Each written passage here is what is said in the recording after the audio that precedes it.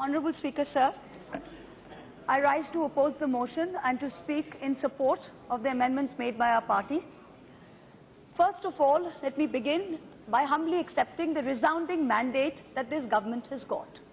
But it is the very nature of the overwhelmingness of this mandate, of the totality of this mandate, that makes it necessary for us to be heard today, for the voice of dissent to be heard today.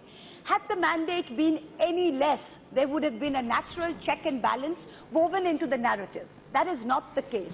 The House belongs to the opposition, so I stand today to reclaim this inch that has been guaranteed to us.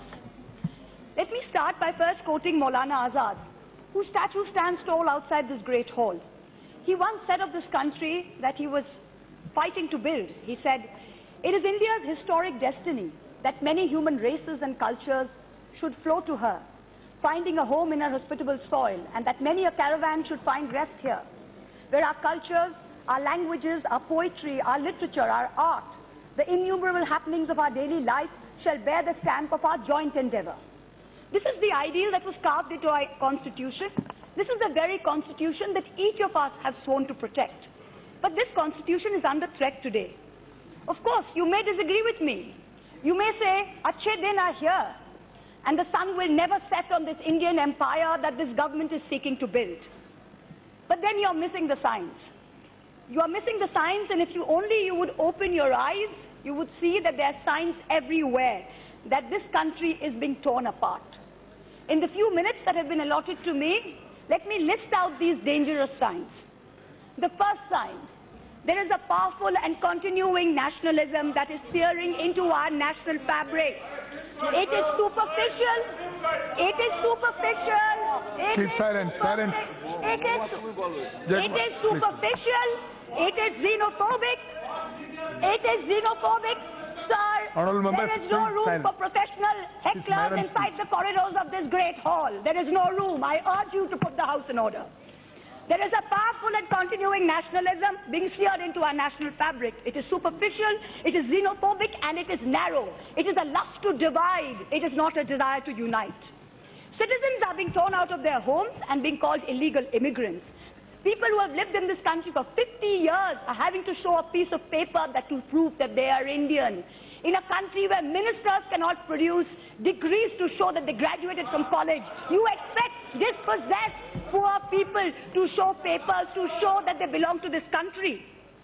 Slogans and symbols are being used to test allegiance. There is no one symbol, there is no one slogan that can show any Indian that they are a patriot. There is no one test, sir. There is no one test. The second Please sit down there. Please. The second sign, there is a resounding disdain. Let her complete. Please sit down. The second sign, sir, there is a resounding disdain for human rights that is permeating every level of government. There has been a tenfold increase in the number of hate crimes between 2014 and 19. 10x. It is like a valuation of an e-commerce startup, sir. There are forces in this country that are sitting there just pushing this number up. The lynching of citizens in broad daylight is being condoned. From Pehlu Khan in Rajasthan last year to Mr. Ansari in Jharkhand yesterday, the list is not stopping. The third sign: there is an unimaginable subjugation and controlling of mass media today. 5 of the largest news media organizations in India are today either indirectly controlled or indirectly debted to one man in this country. TV channels spread a majority of airtime broadcasting propaganda for the ruling party. Coverage of every opposition party is cut out. Let the government come out with facts and figures to show ad spend per media house. What are they spending the money on, and which media house are they blocking out?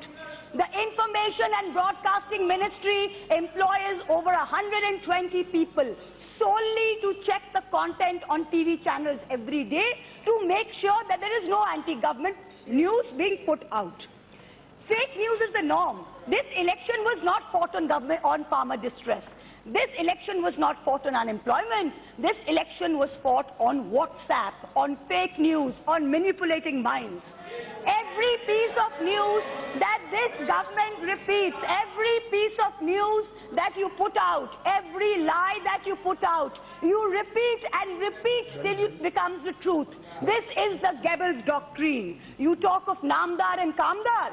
Let me tell you, the Congress party may have put up 36 dinners since 1999 in Parliament, but the BJP has put up 31. I tell you, every time you put out one figure, one fact, that is not the truth. Anything that is not the truth, you are destroying the fabric of India. Yesterday, the floor leader of the Congress party, this is not a place for professional heckling, sir. I urge you, put the house in order. The floor leader of the Congress party yesterday, sir, I will wait, I will urge you to put the house in order. I will wait, I will urge you to put the house in order. Now house is order. Thank you. The leader of the floor of the Congress party yesterday said that the cooperative movement has been a failure in Bengal. I urge him to check his facts. The one cooperative that he is referring to, the Bhagirathi Dairy in Murshidabad, is now in profit, sir. Every small misinformation that we put out serves to destroy this country. The fourth sign, there is an obsession with national security. At my maiden speech, sir, I have to finish. There is an obsession with national security and the identification of enemies. When we were children, my mother would say, do this, do that, Kala Bhoot will come. It is as though all of us in this country are today in fear of some nameless, shameless Kala Bhoot. There is fear pervading everywhere. The achievements of the army are being usurped in the name of one man. Is this correct? New enemies are being created every day. The irony is that over the last 5 years, I urge you, Mr. Speaker, sir, no professional heckling. The irony is that in the last 5 years, terrorist attacks have gone up manifold. There has been a 106% decline. There has been a 106% increase in the death of Jawans in Kashmir. The fifth sign, religion and government are now intertwined in this country. Do I even need to speak about this? Need I remind you that we have redefined what it means to be a citizen? With the NRC and the Citizenship Amendment Bill, we are making sure it is only one community that is the target of anti-immigration laws. Members of Parliament today are more interested in the fate of 2.77 acres of land than in the 812 million acres of the rest of India. This सिर्फ 2.7 एकड़ जन्म भूमि के मुद्दा नहीं है, ये सारा देश 80 करोड़ एकड़ को अखंड रखने का प्रश्न है. हम आपको बोलते हैं. The number 6 sign, the most dangerous, there is a complete disdain for intellectuals and the arts. There is a suppression of all dissent. Funding is being cut for liberal education. Scientific temperament, which is enshrined in Article 51 of my maiden speech, sir. 2 minutes, sir. 2 minutes. 2 minutes, sir. No. You already taken 3 minutes. There is Article 51 of the Constitution demands a scientific temperament. Everything we are doing is pushing India back to the dark ages. Secondary school textbooks are being manipulated and distorted in order to indoctrinate. I ask you one thing. You don't even tolerate questioning, let alone dissent. And I wish to quote the great Hindi poet Ramdhari Singh Dinkar. I wish to tell him this, the spirit of dissent is integral to India. You cannot shackle us. हाँ दुर्योधन बांध मुझे, बाद में मुझे तू आया है, जंजीर बड़ी क्या लाया है, तूने को साध ना सकता है, वो मुझे कब बांध सकता है. I ask you this, you cannot keep us down. Number 7, the seventh and the last sign. There is an erosion of independence in our electoral system. The election commission has been used to transfer key officials. 60,000 crores was spent on this election, 50% by one party, 27,000 crores. In 2017, the United States Holocaust Memorial Museum put up a poster in its main lobby, and it contained a list of all the signs of early fascism. Each of the 7 signs that I have pointed to you feature on that poster. There is a dangerous fascism rising in India. It is incumbent upon all of us to stand up to it. Let us, the members of this 17th Lok Sabha, decide which side of history do we want to be on. Do we want to be upholders of this constitution, or do we want to be its pallbearers? I do not dispute the resounding mandate that this government has got.